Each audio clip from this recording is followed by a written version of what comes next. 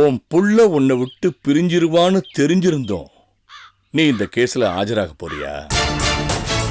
நான் யாருக்காகவும் எதுக்காகவும் என்ன மாத்திக்க மாட்டேன். இது என்னோட விசிட்டிங் கார்டு. சரி, எந்த நேரத்துல என்ன உதவி தேவைப்பட்டாலும் சரி உடனே என்ன காண்டாக்ட் பண்ணுங்க. என் ஒய்ஃப் பூஜா நிரபராதின்னு ப்ரூவ் பண்றதுக்காக எந்த அளவுக்கு ரிஸ்க் வேணாலும் நான் எடுப்பேன். நாங்க ஃபிக்ஸ் பண்ண தேதியில எல்லாரும் முன்னாடியும் உனக்கு எனக்கும் சந்தோஷமா கல்யாணம் நடக்கும்.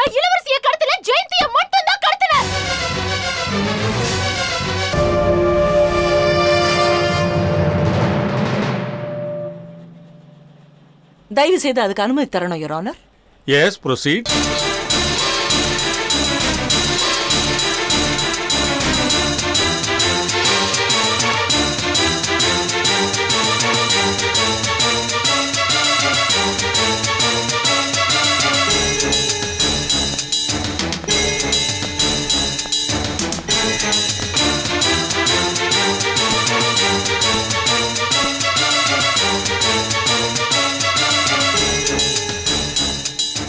கொஞ்ச நேரத்துக்கு முன்னால 2002 நடந்த ஒரு கேஸ பத்தி நீங்க சொன்னீங்க. 1992 இதே கோர்ட்ல உங்களை இன்வால்வ் பண்ணி ஒரு கேஸ் நடந்துச்சு. ஞாபகம் இருக்கா? பிரபல வக்கீல் மோகன் சர்மா தன் மனைவியை விவாகரத்து செஞ்ச சம்பவம் தான் அது. சொல்லுங்க மிஸ்டர் சர்மா, நீங்க உங்க மனைவிய விவாகரத்து செஞ்சதுக்கு என்ன காரணம்? இந்த வழக்குக்கும் இந்த கேள்விக்கும் சம்பந்தமே இல்லை. 2002 டெல்லியில நடந்த ஒரு சம்பவம் இந்த கேஸோட சம்பந்தப்பட்டிருக்கு நீங்க சொன்னீங்க. அதே மாதிரிதான் 1992 நடந்த ஒரு கேஸுக்கும் இந்த கேஸுக்கும் சம்பந்தம் இருக்கு நான் சொல்றேன். சொல்லுங்க, உங்க மனைவியை நீங்க பிரியறதுக்கு என்ன காரணம்? எங்க 2 பேருக்குள்ள ஒரு சின்ன கருத்து வேறுபாடு. கருத்து வேறுபாடுனா பர்சனல். அந்த பர்சனல் என்னன்னு நான் சொல்றேன். யுவர் ஆனர், இவருடைய மனைவியும் ஒரு வக்கீல் தான். இவரும் இவருடைய மனைவியும் ஒரே கேஸ்ல எதிரெதிர ஆஜரானாங்க. உண்மைக்காக வாதாடிய இவருடைய மனைவியிடம் இவர் தோத்து போனார். அந்த கோவத்துல தான் இவருடைய மனைவியை விவாகரத்து பண்ணினார். 6 வயது குழந்தையோடு இருந்த இவருடைய மனைவியை இவர் விவாகரத்து பண்ணிட்டு இன்னைக்கு வரைக்கும் குற்றம் செஞ்சவங்களை காப்பாத்துறதே தன்னுடைய கொள்கையாக வச்சுக்கிட்டு இருக்கார். 20 வருஷத்துக்கு முன்னால இவரால விவாகரத்து செய்யப்பட்டது வேற யாரும் இல்லை யுவர் ஆனர். அந்த மனைவி நான் தான்.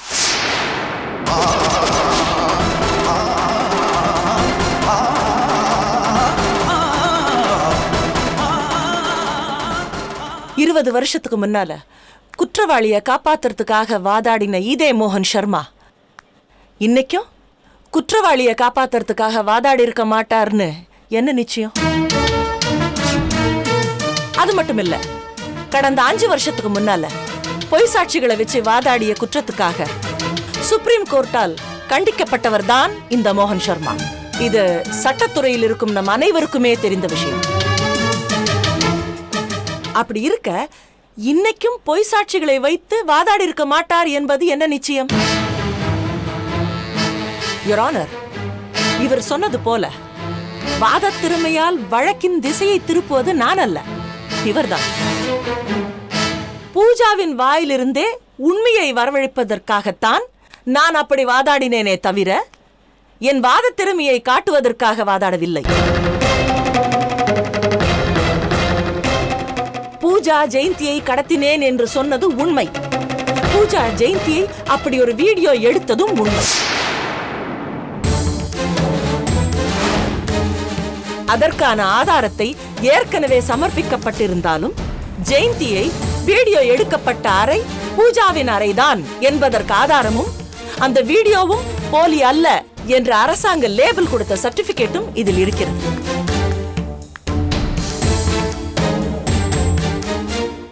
மேலும் ஏசி சண்முகத்திற்கு எதிராக சாட்சி சொன்ன சிட்டிபாபு என்பவர் பல திருட்டு கொலை சம்பவங்களில் தொடர்பில் இருந்து காவல்துறையால் தண்டிக்கப்பட்டவர் என்றும் அவருடைய சாட்சி பொய் சாட்சியாகவே இருக்க அதிக வாய்ப்பு உள்ளது என்பதை கருத்தில் கொண்டு கனம் கோற்றார் அவர்கள் தீர்ப்பளிக்குமாறு தாழ்மையுடன் கேட்டுக்கொள்கிறேன்.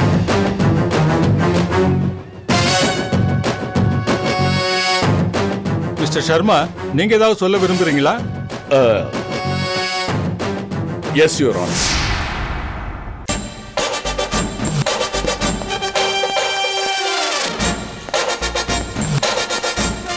யுவர் ஆனர், என் கட்சிக்காரர் பூஜாவுக்கும் அந்த வீடியோவுக்கும் எந்த சம்மந்தமும் இல்லை. எதிர்த்தரப்பு வக்கீல் திட்டம் போட்டு இந்த ஆதாரத்தை ரெடி பண்ணியிருக்காங்க. என் கட்சிக்காரர் நிரபராதின்னு நிரூபிக்கிறதுக்கு எனக்கு கொஞ்சம் அவகாசம் வேணும். That's all, Your Honor.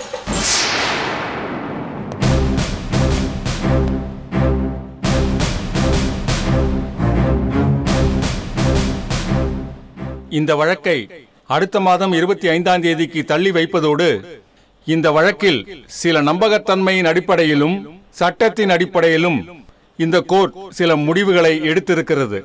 Kayalvizhi என்ற பெண் கொலை செய்யப்பட்டிருப்பது உண்மை. ஆனால் கொலை செய்தது சுப்பிரமணிதான் என்று ஒரு தரப்பினரும் திருமதி பூஜா என்று ஒரு தரப்பினரும் வாதாடினார்கள். சுப்பிரமணிதான் கொலை செய்தார் என்பதற்கு போதிய ஆதாரம் இல்லை. ஆனால் இதற்கு முன் குற்றம் நிரூபிக்கப்பட்டிருக்கிறது. இருப்பினும் 1000 குற்றவாளிகள் தப்பித்தாலும் ஒரு நிரபராதி கூட தண்டிக்கப்பட்டுவிடக் கூடாது என்ற நம் தலையாய கொள்கையின் அடிப்படையில் சுப்பிரமணி நிரபராதிதான் என்று முழுமையாக நிரூபிக்கப்படவில்லை என்றாலும் திருமதி ஜெயந்தி கொடுத்திருக்கும் வீடியோ ஆதாரம் அவர் குற்றவாளி இல்லை என்ற நம்பகத்தன்மையை இந்த கோர்ட்டுக்கு அளித்திருக்கிறது. அதே நேரம் பூஜாதான் குற்றவாளி என்பதற்கும் அந்த வீடியோ ஆதாரம் போதுமானதாக இல்லை. எனவே இந்த வழக்கில் உண்மையான குற்றவாளி யார் என்று கண்டுபிடிக்கும் பொறுப்பை இந்த நீதிமன்றம் காவல்துறையிடம் ஒப்படைக்கிறது. எனவே சுப்பிரமணியை ஜாமீனில் அழைத்து போவதற்கான பரிந்துரையையும் இந்த கோர்ட் வழங்குகிறது. மேலும் இந்த வழக்கில் சம்பந்தப்பட்ட குற்றவாளிகளை விசாரணை மேற்கொள்ளும் சந்தர்ப்பம் ஏற்பட்டால் காவல்துறை அவ்விசாரணையை இந்த கோர்ட்டின் பார்வைக்கு கொண்டு வந்த பின்னரே விசாரிக்க வேண்டும் என்று உத்தரவிடுகிறது.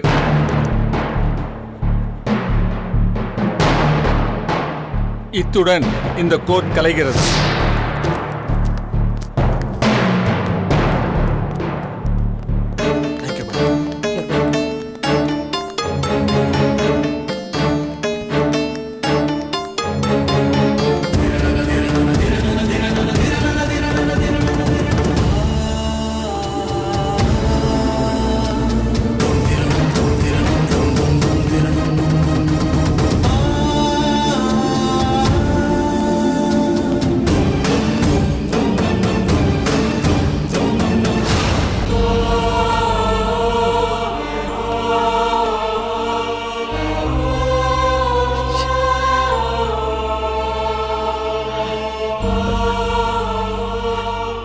ஏமா அவர்தான் அப்பா அம்மா மோகன் சர்மா, the great advocate. இந்த மாதிரி இடத்துல எங்க அப்பாவை அறிமுகப்படுத்தி வச்சதுக்கு ரொம்ப நன்றிமா, ரொம்ப நன்றிமா.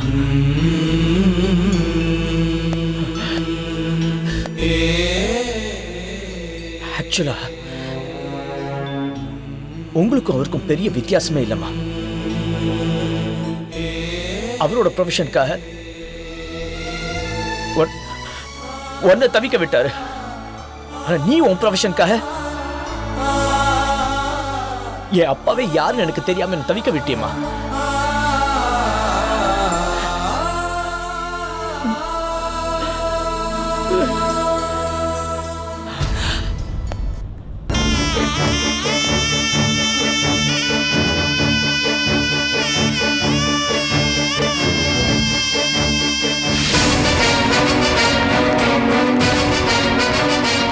பூஜா, பூஜா,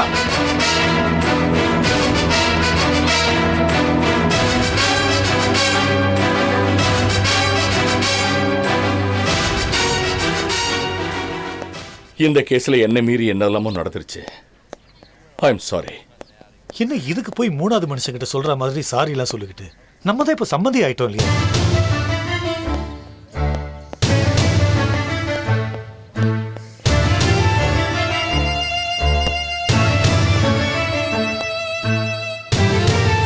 சரிங்க சம்மதி. அருளும் நீங்களும் ரொம்ப நாள் கழிச்சு சந்திச்சிருக்கீங்க. பேசிட்டு மெதுவா வாங்க.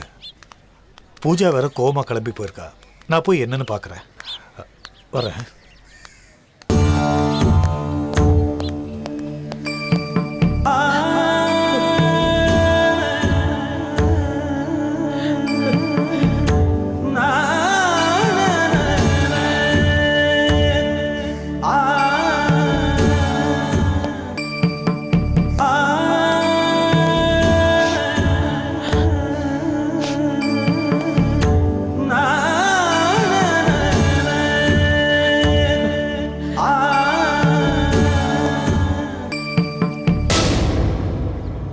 அந்த கேஸ் விஷயமா டிஸ்கஸ் பண்ணலாம். நம்ம சேம்பர்ல மீட் பண்ணலாம் அப்புறம். Okay madam, by.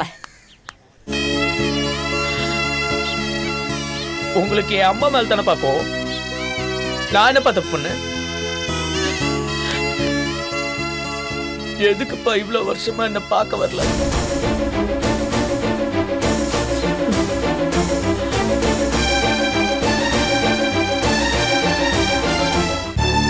உன்னோட எல்லா கேள்விகளுக்கும் ஒரே ஒரு பதில் தான். என்ன மன்னிச்சிரு. மன்னிச்சிரு. ஒரே வார்த்தையில் ஈஸியா சொல்லிட்டீங்களா? ஆனா என்ன பத்தி நினைச்சு பாத்தீங்களாப்பா?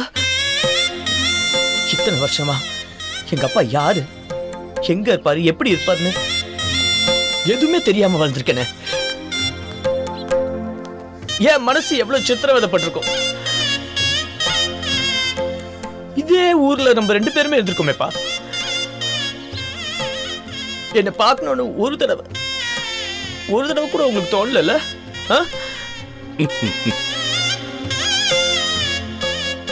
நீ உன் பக்கம் மட்டும் யோசிக்கிற இல்ல.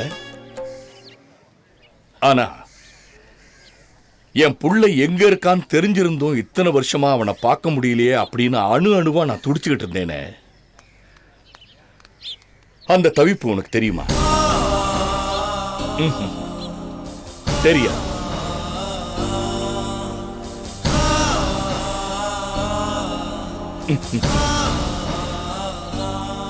சரி விடு, இனிமே நம்ம பிரிய மாட்டோம். ஓகேயா?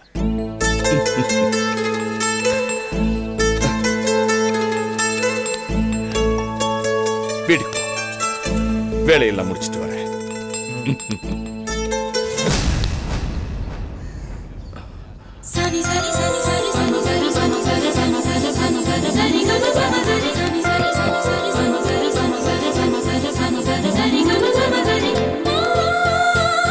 என்ன குட். நீ போன வரேன். நீ யார் மாதிரி ஆயிடக்கூடாதுன்னு நான் நினைச்சேனோ அவர் மாதிரியே ஆயிட்டிய. இதுக்காக தானே உன் பெரியப்பா செல்வ பாண்டி கிட்ட இருந்து உன்னை பிரிச்சு கூட்டிட்டு வந்த. ஆனா நான் உன்னை வளர்த்ததுக்கு எந்த அர்த்தமும் இல்லாம பண்ணிட்டிய. கோர்ட்ல எல்லாரும் முன்னாடி அசிங்கப்படுத்திட்டிய பூஜா. வாட்ஸ் ஹேப்பனிங் சம்பந்தி? ஏன் பூஜாவை திட்டிட்டு இருக்கீங்க? நான் தான் கோர்ட்ல ஏற்கனவே சொன்னேன் இல்ல, ஏதோ குழப்பத்துல ஜெயந்தியை கடத்தினதா சொன்னாலே தவிர அதுக்கும் பூஜாவுக்கும் எந்த சம்பந்தமும் இல்ல. உங்க சம்மந்தி அம்மா சாதாரண வக்கீல் இல்ல. சில நேரத்துல கேள்விகளை கேட்டு பதில் சொல்ல முடியாம என்னையே திணறடிச்சிருவாங்க. அப்படிப்பட்ட தமிழரசி கிட்ட பாவம் பூஜா என்ன பேசுறதுன்னு தெரியாம உளறிட்டா. ஆமா அங்கிள், நீங்களே பூஜா நம்பலனா எப்படி? கோர்ட்ல எங்களோட பர்சனல் லைஃபை பத்தி பேசி ஜட்ஜ தமிழரசி டைவர்ட் பண்ணிட்டா. இல்லைன்னா இன்னைக்கே இந்த கேஸை உடைச்சு பூஜா நிரபராதின்னு நிரூபிச்சிருப்பேன். பரவாயில்ல, தமிழரசி இன்னைக்கு அந்த மாதிரி பேசுனதுனாலதான் என் பையனும் மருமகளும் எனக்கு கிடைச்சிருக்காங்க. டோன்ட் வரி பூஜா, அடுத்த ஹியரிங்ல நீ நிரபராதி தான் அந்த தமிழரசுக்கு புரிய வைப்பேன். என்னமோ சம்பந்தி, நீங்களும் மாப்பிள்ளையும் இவ்வளவு தூரம் சொல்லும்போது எனக்கு என்ன சொல்றதுனே தெரியல. எது எப்படியோ என் பொண்ணு என் மாப்பிள்ளை கூட சந்தோஷமா வாழணும். எனக்கு அது மட்டும் போதும். அங்கிள் கவலைப்படாதீங்க, உங்க பொண்ணு சந்தோஷத்துல எந்த குறையும் வராம நான் பாத்துக்கிறேன். போதுமா? சம்பந்தி, நான் உங்ககிட்ட ஒரு விஷயம் சொல்லலாமா? சொல்லுங்க சம்பந்தி. எந்த உறவும் இல்லாம ரொம்ப நாளா தனிக்கட்டையாவே நான் வாழ்ந்துட்டேன். என் மகனையும் மருமகளையும் நான் வீட்டுக்கு கூட்டிட்டு போலாமா? என்ன சம்பந்தி இதெல்லாம் போய் என்கிட்ட கேட்டுக்கிட்டு? இவர் உங்க பையன், இவ உங்க மருமக. இவங்களை கூட்டிட்டு போறதுக்கு உங்களுக்கு இல்லாத உரிமையா? அப்படி இல்ல, இத்தனை நாளா உங்க கூட தானே இருந்தாங்க, அதனாலதான் கேட்டேன். அதெல்லாம் ஒரு பிரச்சனை இல்ல சம்பந்தி, நீங்க தாராளமா கூட்டிட்டு போலாம். தேங்க்யூ. என்ன பூஜா, என் வீட்டுக்கு வரதுல உனக்கு எந்த ஆட்சேபனையும் இல்லையே? இல்ல மாமா, எனக்கு இங்க இருக்கிறத விட உங்க கூட இருக்கிறது தான் பாதுகாப்பா இருக்கும்னு தோணுது. அப்புறம் என்னப்பா, பூஜாவே சொல்லிட்டா, கிளம்பலாமா? பூஜா வா, ட்ரெஸ் எல்லாம் பேக் பண்ணி தரேன். வா.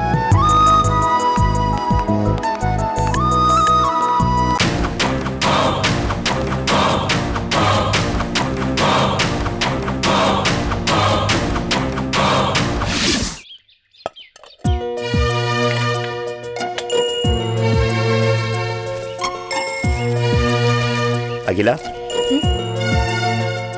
கவிதாவும் பிலோமினாவும் வெளியில போயிருக்காங்க, வீட்ல இல்ல. தெரியும், நான் உங்ககிட்ட பேசுறதுக்கு தான் வந்திருக்கேன். எனக்கு உங்ககிட்ட பேச ஒண்ணுமே இல்ல சூர்யா.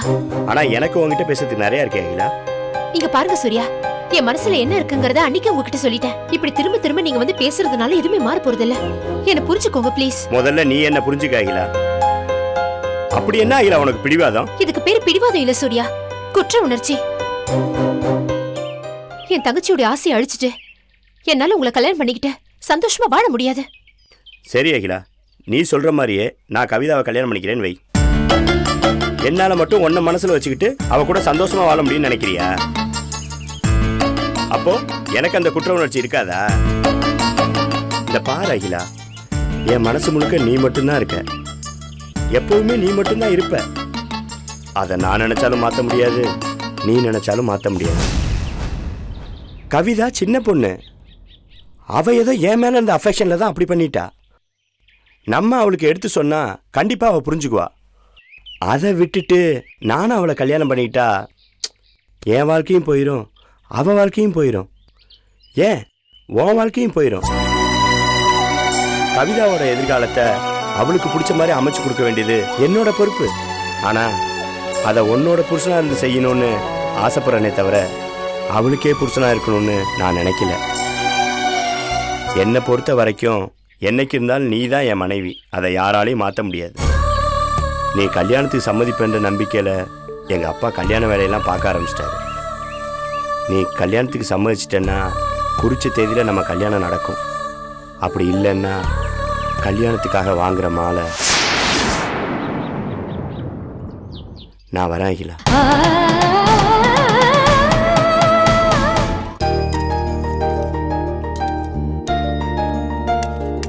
என்ன ஜெயந்தி, கடைக்கு போனவர் இன்னும் வரல? ஆமா, நீ அவ்வளோ லிஸ்ட் கொடுத்தா வரது கொஞ்சம் நேரம் ஆகும்ல. சாதம் வந்துருச்சா?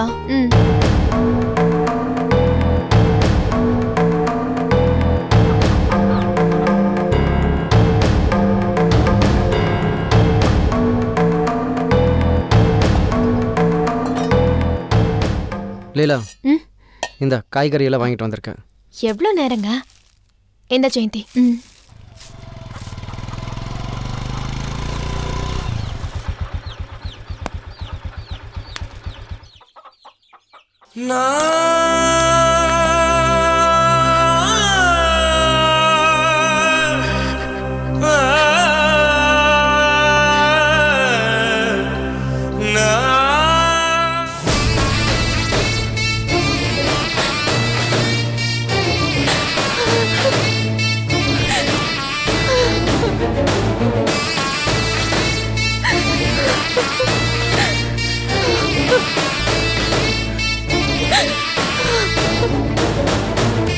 என்ன இளவரசி சின்ன குழந்தை மாதிரி அழுதுட்டு நான் தான் வந்துட்டேன் இல்ல? என்ன என்னாலதாங்க உங்களுக்கு இவ்வளோ கஷ்டம். எல்லாருக்கும் நல்லது செய்யணும்னு நினைச்சு நானே என் தலையில மண்ணை வாரி போட்டுக்கிட்டேன். கயல் கழுத்துல உங்களை தாலி கட்ட சொல்லி வற்புறுத்தாம இருந்திருந்தா இவ்வளவு தூரம் பிரச்சனை ஆயிருக்காது. எல்லாமே என்னால தாங்க. அப்படின்னா ஒண்ணு இல்லம்மா. இது பார், நம்ம வாழ்க்கையில இதெல்லாம் நடக்கணும்னு இருந்திருக்கு, அதான் நடந்துருச்சு. இதுக்கு மேல வருத்தப்பட்டு ஒன்னும் ஆக போறது இல்லம்மா. அழாத இளவரசி, அழாத. ஆமாக்கா, இதுக்கு மேலேயே நடந்ததையே பேசி நாம ஏன் மனசை கஷ்டப்படுத்திக்கணும்? நடந்தது நடந்து போச்சுன்னு எல்லாத்தையும் மறந்துட்டு சந்தோஷமா இருக்கா.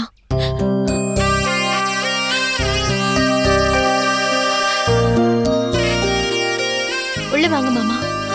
ஒரு நிமிஷம் மாமா, நான் அரத்தி எடுத்துட்டு வந்துடுறேன். வா.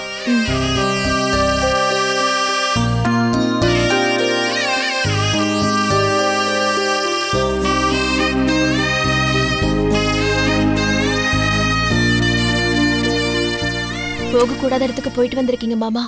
இனிமே உங்களுக்கு எந்த ஆபத்தும் வரக்கூடாது.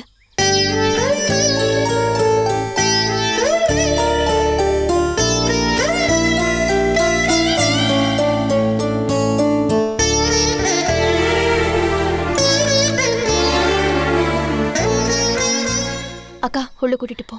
வாங்க.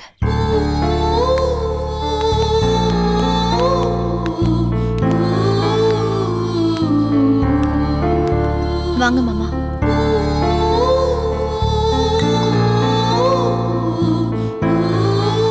மாமா, தண்ணி குடிங்க.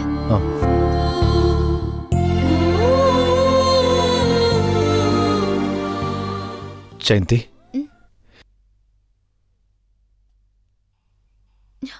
ஐயோ, என்ன மாமா அது? என்ன போய்? இல்லம்மா, இன்னைக்கு நான் இங்க இருக்கேன்னா அதுக்கு காரணமே நீதான். நீ மட்டும் கோர்ட்ல வந்து சாட்சி சொல்லாம இருந்திருந்தேன்னா இன்னைக்கு நான் உயிரோடவே இருந்திருக்க மாட்டேன். ஏன் உயிர் போக போகுதேன்னு நான் என்னைக்குமே கவலைப்பட்டதில்லை. ஆனா ஒருவேளை நான் இறந்துட்டா என் இளவரசியும் என் குழந்தைய என்ன ஆவாங்கன்னு யோசிச்சு பார்த்தா என் இதயமே நொறுங்கி போற மாதிரி வலிச்சுது.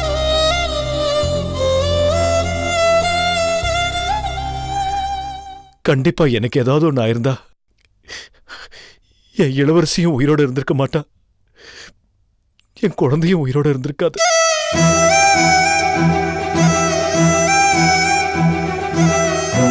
ஆனா எந்த பொண்ணும் செய்யாத காரியத்தை செஞ்சு நீ எங்க 3 பேர் உயிரையும் காப்பாத்திட்ட. விடுங்க மாமா, இத போய் பெருசா பேசிக்கிட்டு. எனக்கும் எங்க அம்மாக்கும் நீங்க செஞ்சதெல்லாம் நினைச்சு பார்த்தா நான் செஞ்சதெல்லாம் ஒண்ணுமே இல்ல மாமா. உங்களுக்கும் இளவரசி அக்காக்கும் நான் காலம் முழுக்க உங்க 2 பேர் காலையும் செருப்பா கடந்தா கூட நீங்க செஞ்சதுக்கு என்னால ஈடு செய்ய முடியாது மாமா. சரி சரி, இப்படியே பேசிட்டு இருக்காம சாப்பிடுவாங்க.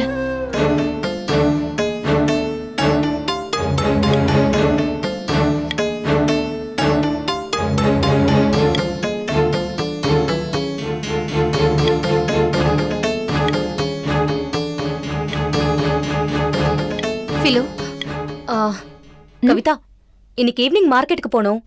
என்னென்ன வாங்கணும்னு கொஞ்சம் லிஸ்ட் போட்டு வைக்கிறியா? ஃபிலோ, நான் உன்கிட்ட தான் பேசிட்டு இருக்கேன். அப்புறம் கவிதா, அரிசி மண்டிக்கு பணம் கொடுத்துட்டேன். நீ ஒரு தடவை ஃபோன் பண்ணி அரிசி அனுப்புறதுக்கு ஞாபகப்படுத்திடு. இப்ப எதுக்கு 2 பேரும் என்கிட்ட பேச மாட்டேங்கிறீங்க? உங்களை தான் கேக்குறேன், எதுக்கு பேச மாட்டேங்கிறீங்க? பேசினா மட்டும் நீ உன் முடிவை மாத்திக்க போறியா என்ன? ஒருத்தர் செத்தா கூட பரவாயில்ல, நான் என் முடிவை மாத்திக்க மாட்டேன்னு பிடிவாதம் பிடிக்கிற ஒரு கல் நெஞ்சுக்காரி கிட்ட நாங்க பேசினா என்ன, பேசலனா என்ன? கவிதா, ஏன் பேசாம இருக்க? நான் உன்னை அரிசி மண்டிக்கு தானே போன் பண்ண சொன்னேன், மறந்துட்டியா? இது பண்றேன். ஆமா ஃபிலோ, நான் கல் நெஞ்சுக்காரிதான். என் வாழ்க்கை எப்படி போனாலும் பரவாயில்ல, என் தங்கச்சி வாழ்க்கை சந்தோஷமா இருக்கணும்னு நினைச்சேன் பாரு. நான் கல் நெஞ்சுக்காரிதான். நான் சூர்யாவை கல்யாணம் பண்ணிக்கிட்டா சந்தோஷமா இருப்பேன்னு யார் சொன்னது? நான் சூர்யா மேல ஆசைப்பட்டது உண்மைதான். ஆனா அவர் மனசுல நான் இல்லைன்னு தெரிஞ்ச அடுத்த நிமிஷமே நான் அவரை மறக்க ஆரம்பிச்சிட்டேன். ஆசைப்பட்ட ஒருத்தரை மறக்கிறதுங்கிறது கொஞ்சம் கஷ்டம்தான். ஆனா அதை விட பெரிய கொடுமை நம்மள பிடிக்காத ஒருத்தர் கூட சேர்ந்து வாழ்றதா. நான் சூர்யாவை கல்யாணம் பண்ணிக்கிட்டா தினம் தினம் அந்த கொடுமையை அனுபவிக்க வேண்டியது வரும். ஏன்னா சூர்யாவுக்கு உன்னதான் பிடிச்சிருக்கே தவிர என்ன பிடிக்கல. நீதான் சூர்யாவுக்குன்னு ஆண்டவ முடிவு பண்ணதுக்கு அப்புறம் நான் ஒதுங்கி இருக்கிறது தான் நம்ம எல்லாருக்குமே நல்லது.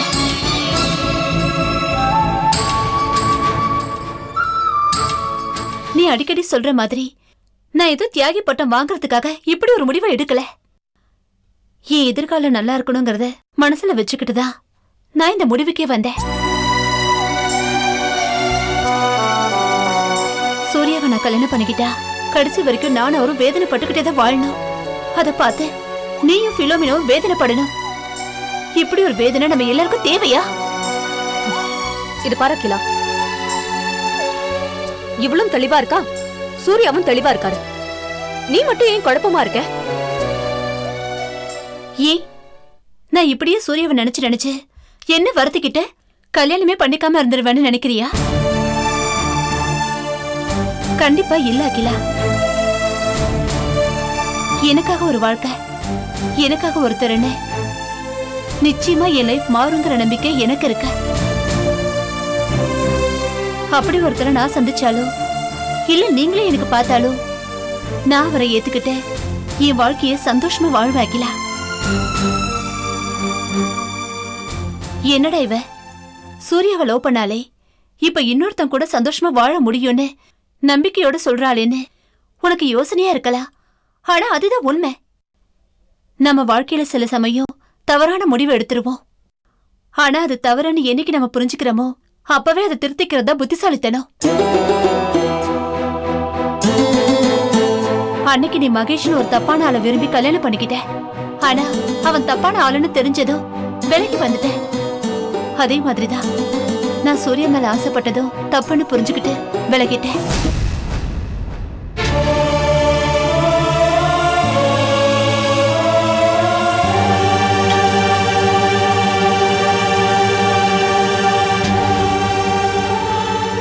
இது பாரு அகிலா, சூர்யா உனக்காக பிறந்தவரே, அவரை மிஸ் பண்ணிடாத. ஆமா அகிலா, என்னைக்கு நீ இல்லைனா சாகர் வரைக்கும் போவேன்னு துணிஞ்சிட்டாரோ இதுக்கப்புறம் அவர் உயிர் உன் கையில தான் இருக்கு. உன்னோட பிடிவாதத்தினால அநியாயமா ஒரு உயிரை கொன்னுடாத அகிலா.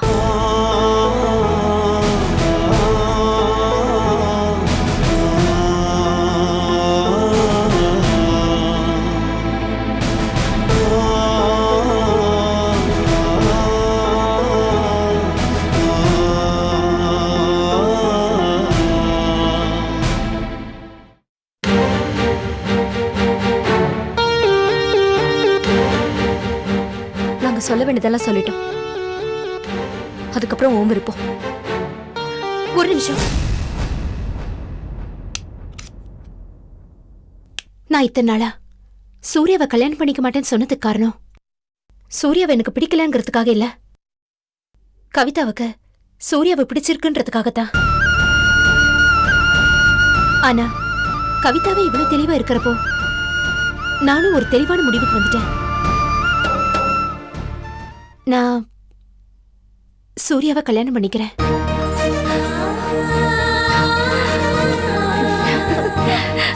நிஜமாவா சொல்றேன்? நிஜமாதான் சொல்றேன்.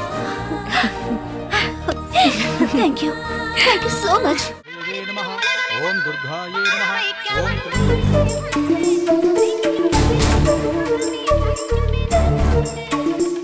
என்னங்க யோசிக்கிறீங்க?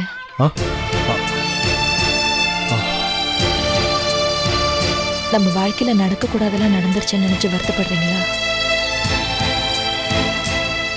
சரி விடுங்க.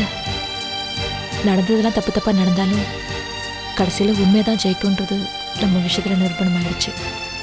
அதை நினைச்சு சந்தோஷப்பட்டுக்கோங்க. கேஸ் இன்னும் முடியலையம்மா.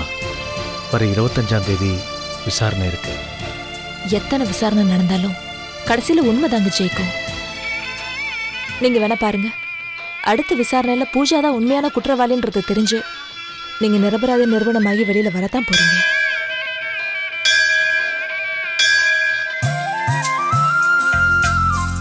பாத்தீங்களா, நான் சொன்னதும் மணி அடிக்குது. கோயில்ல எப்போ மணி அடிச்சுட்டு தான் இருப்பாங்க. இதுக்கெல்லாமா சகுனம் பாக்குறது? நீங்க சும்மா இருங்க.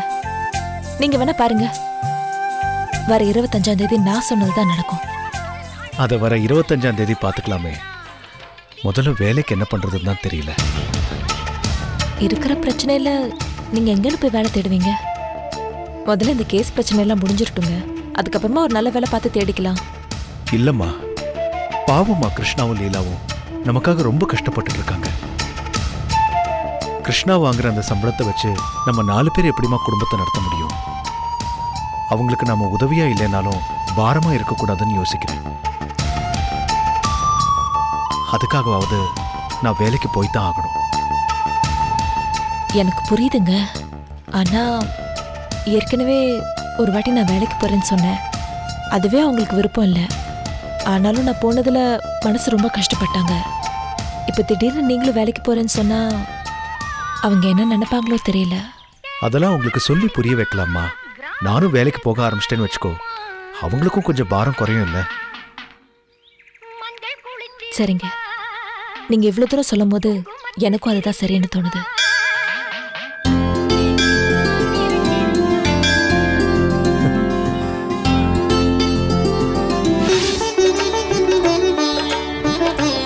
மருமகளே, மருமகளே, மருமகளே.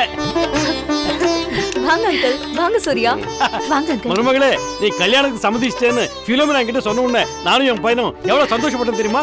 அந்த சந்தோஷத்தை வார்த்தையால சொல்ல முடியாதுமா. அகிலா, இதுல முகூர்த்த புடவை, நம்ம குடும்ப நகை, உங்க மாமியாரோட நகை எல்லாமே இருக்குமா. இதெல்லாம் உனக்கு தான், வாங்கிக்க. எதுக்கு அங்கிள் இதெல்லாம்? தூக்கி போட.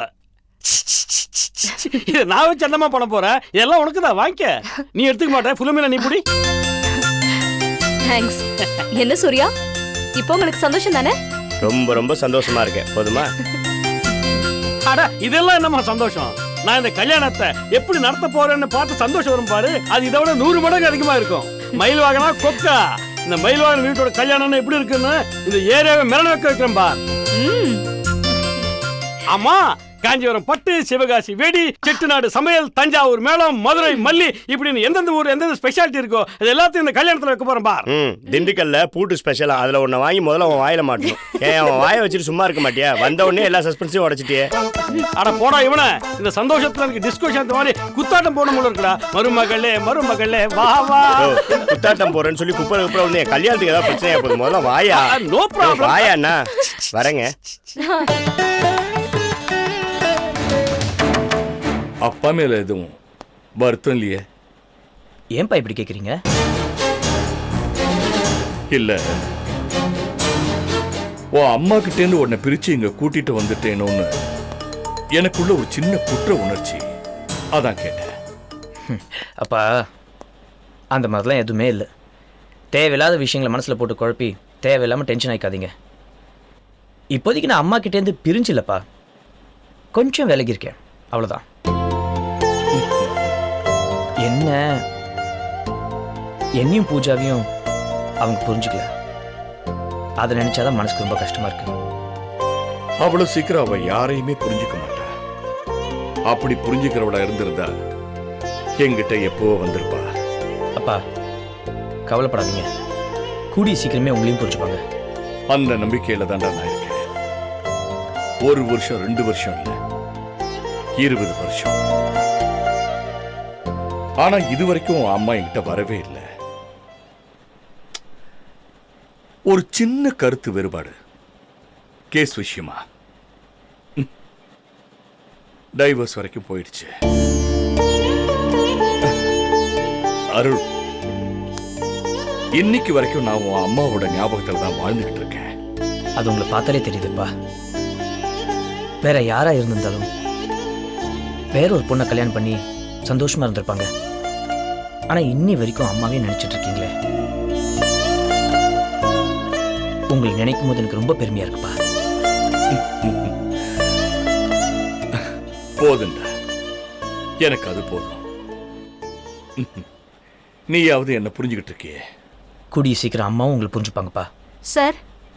யாரு? வாமா. அக்கா, நீங்க எப்படி இங்க? நான் தாம்மா வர சொல்லியிருந்தேன். கைல்விழியோட போட்டோவும் மெடிக்கல் ரிப்போர்ட்டும் கொண்டு வந்திருக்கியாமா? இதுல இருக்கு சார். நான் மேல இருக்கேன். ஓகே வரேன்ப்பா. எப்படிக்கா இருக்கீங்க? எங்க பூஜா, அதான் அந்த இளவரசியும் அவங்க குடும்பமும் சேர்ந்து ஒட்டுமொத்த நிம்மதியை கெடுத்துட்டாங்களே. அக்கா, எல்லாரும் கையில நான் தான் கொண்டேன்னு சொல்றாங்க. எனக்கு ரொம்ப கஷ்டமா இருக்குக்கா. நீ எதுக்கு வீணா கவலைப்படுற? சொல்றவங்க சொல்லிட்டு தான் இருப்பாங்க. ஆனா அந்த ஆண்டவனே சொன்னா கூட நான் அதை நம்ப மாட்டேன். எனக்கு கையில் எப்படியோ அப்படிதான் நீயும். என் தங்கச்சியை கொல்ற அளவுக்கு நீ கொடுமைக்காரி இல்லைன்னு எனக்கு நல்லா தெரியும் பூஜா. தேங்க்ஸ்க்கா, நீங்களாவது என்ன நம்புறீங்களே.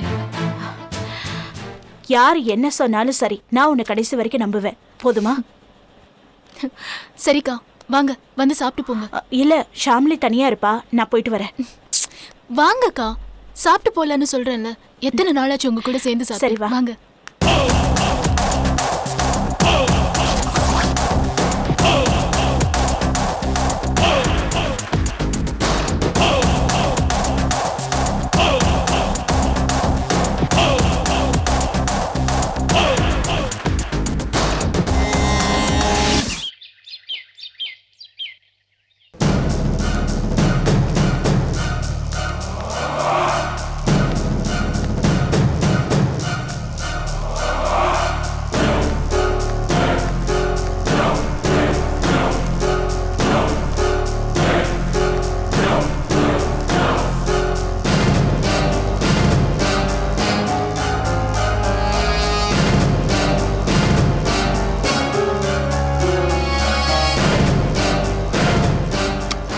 Okay okay okay. ஆமாம், நான் பேசிட்டு சொல்கிறேன். கண்டிப்பாக ஒரு 10 மினிட்ஸில் கூப்பிடலாம். சூர்யா சார். பாய். வணக்கண்ணே. என்னப்பா எல்லாரும் காலேஜுக்கு போகாமல் இங்கே வந்திருக்கீங்க? இல்லைண்ணே, எங்கள் நேட்டிவ் அட்ரஸ் ப்ரூஃபும் எங்கள் ஏரியாவில் இருக்கிற உங்கள் பிரான்ச்லேருந்து ஒரு லெட்டரை வாங்கிட்டு வந்து மேனேஜர் கொடுக்க சொல்லியிருந்தாரு. அதான் கொடுத்துட்டு போகலான்னு வந்தோம். கொடுத்துட்டீங்களா? கொடுத்தாச்சுண்ணே. சரிப்பா சரிப்பா. அப்படியே உங்களை பார்த்துட்டு போகலான்னு தான் வெயிட் பண்ணோம். சரி, ஏதாவது சாப்பிட்றீங்களா? காஃபி? இல்லைண்ணே, வேணாண்ணே, கிளம்புறோண்ணே. சரிப்பா, பார்த்து பத்திரமா போயிட்டு வாங்க. நான் அப்புறம் வந்து பார்க்குறேன். ஓகேண்ணே. ஒரு நிமிஷம், நான் ஒன்று சொல்ல மறந்துட்டேன். ஒரு குட் நியூஸு. எனக்கு மேரேஜ் ஃபிக்ஸ் ஆயிருக்கு. கங்க்ராச்சுலேஷன். தேங்க்ஸ்ப்பா. கங்க்ராச்சுலேஷன். வர 25ஆம் தேதி மேரேஜ் ஃபிக்ஸ் பண்ணியிருக்கோம். இன்விடேஷன் ரெடி ஆனவொன்னே எடுத்துகிட்டு வந்து தரேன். அவசியம் எல்லாரும் கல்யாணத்துக்கு வரணும். ஓகேவா? 25ஆம் தேதியெல்லாம் நாங்கள் யாரும் இருக்க மாட்டோண்ணே. ஏன்பா? அது ஒன்றும் இல்லைண்ணே, வர 25ஆம் தேதி நாங்கள் எல்லாரும் பேப்பர் ப்ரெசன்டேஷனுக்காக கோயம்புத்தூர் காலேஜ் போகிறோம். கவலைப்படாதீங்கண்ணே, நாங்களும் உங்கள் வீட்டுக்கு வரோம். சரிப்பா சரிப்பா, வாங்க. வரதுக்கு முன்னாடி ஒரு ஃபோன் பண்ணிட்டு வந்து. இப்போ நான் கிளம்புறேன். சரி, வரேன்ப்பா.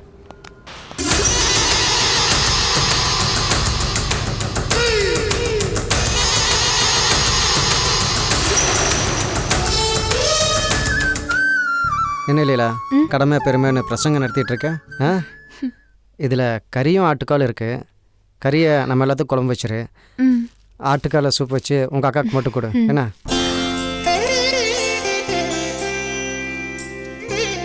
அடடே குட்டிமா, வா வா வா. பெரிய இப்போ என்னடா சொல்கிறாரு? என் செல்லம். என்ன இல்லையில உட்காந்துட்டு இருக்க? போய் சமைக்க ஆரம்பி. குட்டிமா. கிருஷ்ணா, நான் உன்கிட்ட ஒரு விஷயம் சொன்னா கோச்சுக்க மாட்டியே? இல்லை, சொல்லுங்க. ஒன்றும் இல்லை கிருஷ்ணா, சும்மாவே வீட்டில் இருந்தா ஒரு மாதிரியா இருக்கு. அதான் வேலைக்கு போலான்னு இருக்கேன்.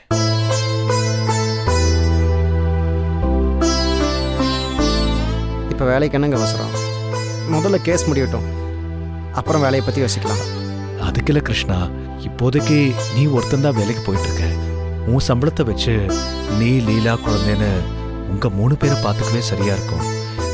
இதுல நாங்க வேற சும்மா உட்காந்துக்கிட்டு உங்களுக்கு சிரமம் கொடுக்க வேண்டான்னு தான். நீங்க இப்படி பேசுறதா எங்களுக்கு கஷ்டமா இருக்கு. மாமா, 10 பேர் சாப்பிட்ற சாப்பாட்டை ஒருத்தர் சாப்பிட்டா அதுதான் கஷ்டம். மனசு இருக்கிறவங்க ஒருத்தர் சாப்பிட்ற சாப்பாட்டை 10 பேர் சாப்பிட்டா அதுதான் உங்களுக்கு திருப்தி. நாங்க அதுக்காக சொல்லல லீலா. நாங்க என்ன சொல்ல வரோம்னா, நீங்க ஒண்ணும் சொல்ல வேண்டாம், சும்மா இருங்க. கிருஷ்ணா வாங்க மாமா. என்ன லீலா சமையல் வாசனை தெரு வரைக்கும் வருது? சும்மா கிண்டல் பண்ணாதீங்க மாமா. நான் இன்னும் அடுப்பே பத்த வைக்கல. இப்பதான் அரிசியவே கழுவ போறேன். அதுக்குள்ள சமையல் வாசனை வருதா? போய் சொல்றதுக்கும் ஒரு அளவு இருக்கு. இந்த மாதிரி உன்னையும் ஜெயந்தியும் ஏதாவது புகழ்ந்தா தானே எங்களுக்கு நல்ல சாப்பாடு கிடைக்குது. இல்லைன்னா ரசத்துல முருங்காய் மிதக்குது, சாம்பார்ல கருவாடு மிதக்குது, சமையல தான் அசத்துறீங்களே. இப்ப என்ன எதுக்கு வம்பு கிழக்கிறீங்க? நீங்க வீட்டுக்கு வாங்க, காஃபில விஷத்தை கலந்து கொடுக்குறேன். ஏற்கனவே நீ போடுற காஃபி விஷம் மாதிரி தான் இருக்கு, இதுல தனியா வேற போடணுமா? ஜெயந்தி, இனிமே மாமாக்கு சாப்பாடு கட் பண்ணு. ரொம்ப நல்லதா போச்சுப்பா. கொஞ்ச நாளைக்காவது நான் வெளியே நல்ல சாப்பாடு சாப்பிட்றேன். அப்புறம் சண்முகம், சுப்பிரமணி கேஸில் ஏதாவது இம்ப்ரூவ்மெண்ட் இருக்கா? என்ன கிருஷ்ணா அப்படி கேட்ட? அடுத்த ஹியரிங்ல அண்ணன் நிரபராதின்னு தீர்ப்பாயி வெளியே வந்துருவாரு. இன்னைக்கு மார்னிங் கூட தமிழரசி மேடம் பார்த்து பேசிட்டு தான் வந்தேன். அவங்க ரொம்ப நம்பிக்கையா இருக்காங்க. அவங்களுக்கு தான் நம்ம ரொம்ப நன்றி கடன் பட்டிருக்கோம் சண்முகம். ஆமா நீ நமக்காக வாதாட போய் கடைசியில் அவங்க பையனை பிரிஞ்சு இன்னைக்கு தனியா இருக்காங்க. ஆனா அந்த கவலையை கொஞ்சம் கூட வெளிக்காட்டிக்காம சுப்பிரமணியை காப்பாத்துறதுக்காக அடுத்து என்ன செய்ய போறோம்னு மட்டும்தான் பேசிட்டு இருக்காங்க. அவங்களுக்கு நம்ம என்ன கைமாறு செய்ய போறோம்னே தெரியல. கண்டிப்பா அவங்களுக்கு ஏதாவது ஒன்று பண்ணணும்டா. பண்ணலானே, கண்டிப்பா பண்ணலாம். ஆனா அதுக்கு முன்னாடி நீங்க எனக்கு ஒன்று பண்ணணும். நாங்க என்ன பண்ணணும் சண்முகம்? லீலாவும் கிருஷ்ணாவும் தப்பா நினைக்காதீங்க. அண்ணா நீங்களும் அண்ணியும் எங்க கூட வந்து தங்கிறீங்களே. உங்களுக்கு எதுவுமே பண்ண முடியலன்னு எனக்கும் ஜெயந்திக்கும் ஒருத்தல இருக்குண்ணே. தயவு செஞ்சு எங்க கூட வந்து தங்கிருங்க. இதுல என்ன இருக்கு சண்முகம்? நாங்க அங்க இருந்தா என்ன, இங்க இருந்தா என்ன? எனக்கு ஜெயந்தி லீலா 2 பேருமே ஒண்ணுதான். தேவையில்லாம மனசை போட்டு குழப்பிக்காதீங்க. ஏங்கா பழசையே நினைச்சிட்டு வரமாட்டேன்னு சொல்றியா? சச்சா, நான் அதெல்லாம் எப்பவும் மறந்துட்டேன் ஜெயந்தி. அப்புறம் ஏங்கா வரமாட்டேன்னு சொல்ற? அதுக்கு இல்லை ஜெயந்தி, எப்படி இன்னும் கொஞ்ச நாள்ல மாமாவோட கேஸ் நல்லபடியாக முடிஞ்சிரும். அதுக்கப்புறம் நாங்களும் தனியாக ஒரு வீடு பார்த்து தங்கலாம் தான் இருக்கோம். அதுக்குள்ள அங்கேயும் இங்கேயும் எதுக்கு மாறி மாறி இருக்கணும்னு யோசிக்கிறேன். உங்க யோசனை எனக்கு புரியுது நீ. நீங்க எங்க கூட வந்து தங்கினீங்கன்னா ஜெயந்திக்கும் அத்தைக்கும் இருக்கிற குற்ற உணர்ச்சி கொஞ்சம் குறையும். ஏய் என்ன ஜெயந்தி, அதெல்லாம் நீ இன்னும் மனசுல நினைச்சிட்டு இருக்கியா? நான் தான் பழசெல்லாம் மறந்துட்டேன்னு சொல்றேன்ல. இப்ப என்ன, மாமாவும் நானும் உங்க கூட ஒன்னா வந்து இருக்கணும், அவ்வளவுதானே? மாமாவோட கேஸ் முடிஞ்சிரட்டும். அதுக்கப்புறம் ஒரு பெரிய வீடா பார்த்து அம்மா, நீ, சண்முகம், லீலா, கிருஷ்ணா, குட்டிமா இப்படி எல்லாரும் ஒன்னா ஒரே வீட்லயே இருந்துடலாம்.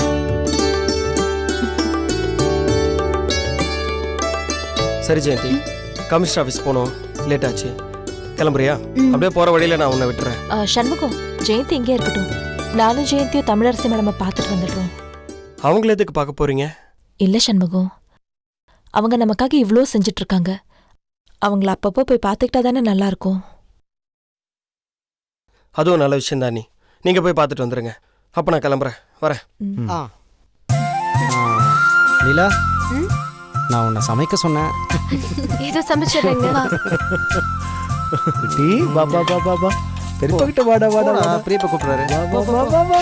இந்த டிசைன் ரொம்ப நல்லா இருக்குல்ல? இந்த மாதிரி கூட வாங்கலாம். வரலாமா? வாங்க வாங்க சூர்யா, வாங்க உட்காருங்க. வாங்கப்பா, உள்ள வாங்க. யாரு இவங்களா? உங்க ஃப்ரெண்ட்ஸா? அப்படியே வச்சுக்கலாம். ஆனா இவங்கலாம் என் தம்பிங்க மாதிரி. இன்னொரு தம்பி ஊருக்கு போயிருக்காரு. உட்காருங்க ப்ளீஸ். உட்காருப்பா. உட்காரா. இவர் பேர் ராபின். ஹலோ. அவர் பேர் சத்யா. ஹலோ. இவர் பேர் ரவி. ஹாய். இவங்கெல்லாம் மதுரவாயில ஒரு காலேஜ்ல இன்ஜினியரிங் படிச்சிட்டு இருக்காங்க. எஜுகேஷன் லோனுக்காக எங்க பேங்க் வந்தாங்க. அப்படியே எல்லாரும் ஃப்ரெண்ட்ஸ் ஆயிட்டோம். இதுல அண்ணி யாருன்னா? அவங்க தான் நான் கட்டிக்க போறவங்க. ஹலோ. பேரு அகிலா, அது அவங்க சிஸ்டர் கவிதா, அவங்க பிலோமினா.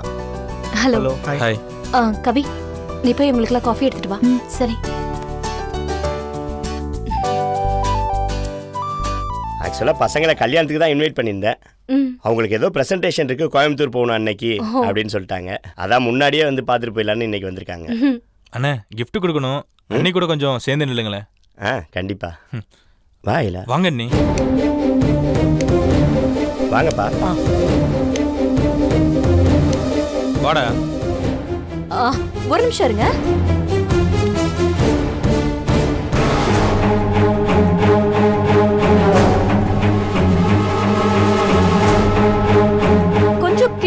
கிட்ட வாங்க.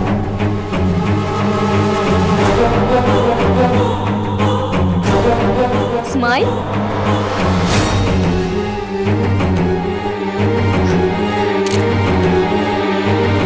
சொல்லு பூஜா, எதுக்காக நீ கயல்விழியை கொன்ன?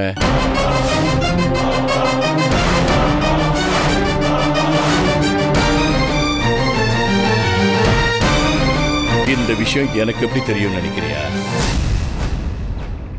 நீ உன்னோட 2வது பொண்டாட்டிய கொன்னுட்டு ஜெயிலுக்கு போன சுப்பிரமணி தானே? கொலகார பாவி,